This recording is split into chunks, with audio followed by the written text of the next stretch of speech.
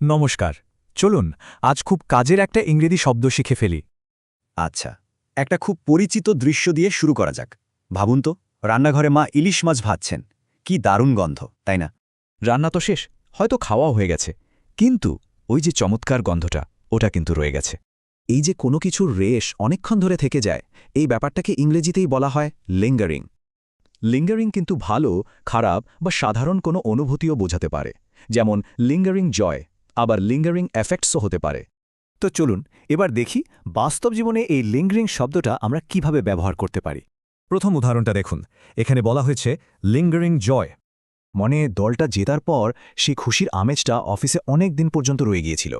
এবার একটু অন্যরকম উদাহরণ দেখা যাক, অর্থনীতির সাথে জড়িত। এর মানে হল অর্থনৈতিক মন্দার প্রভাবটা কিন্তু সহজে কাটেনি, অনেকদিন ধরে এর রেশ ছিল।